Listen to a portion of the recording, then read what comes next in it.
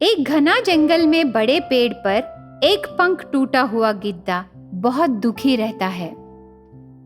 मेरी मृत्यु मुझे दिखाई दे रही है। टूटा हुआ पंख मेरे किसी काम का नहीं। रहे एक पंख से मैं उड़ नहीं सकती। इस घना झाड़ियों की तरफ कोई नहीं आएगा। अब मुझे तड़प तड़प कर मरना ही होगा। ऐसा रोती रहती है गिद्दा। इतने में तोता खुशी खुशी उड़ती हुई निकलती है। ला ला ला ला ला ला ला ला ला ला ला ला। गाती हुई तोता गिद्दा के पास से गुजरने लगती है।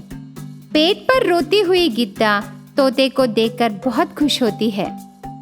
शायद तोता इस तरफ आएगी। अगर मैं उसको बुलाऊं तो ज़रूर वो मेरी मदद करेगी। मेरे एक पंख टूट गया बोल के मैं उसको बोलूँगा तो वह मेरी मदद करेगी। ऐसा सोचते हुए गिद्दा उसकी तरफ देखने लगती है, लेकिन उसको तोता दिखाई नहीं देती। दूर दूर तक आसमान दिखाई देने लगता है। इससे वह चिंतित होकर, हे भगवान, ये कैसी मेरी बदनसीबी। इतने घने झाड़ियों में से कुछ नहीं दिखाई दे रहा है। वो मुझे कैसे बचाएगी भगवान।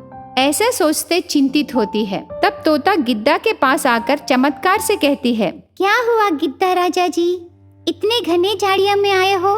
ठीक समय पर आई हो तोता। मेरी एक पंख टूट गया है। बचे एक पंख से मैं उड़ नहीं सकता। मेरी सहायता करो तोता। मुझे मेरे घर तक पहुंचाओ। मैं तुम्हारे घर को ले जाने के बाद तुम मुझे खा लोगी ना?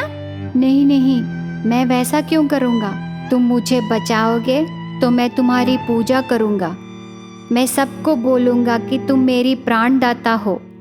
ऐसा मुझे विश्वास दिला के तुम एक दिन मेरे पेट पर पैर से कुचलकर मुझे मार डालोगे ना?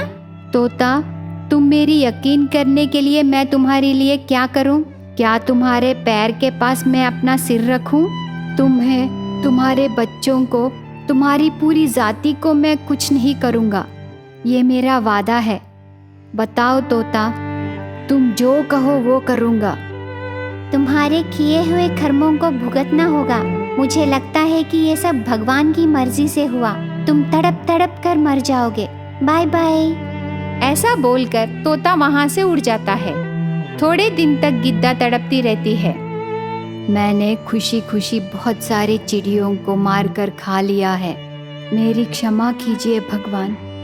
मुझे प्राण का मूल्य पता चला, पर मैं जीवित नहीं रह सकता।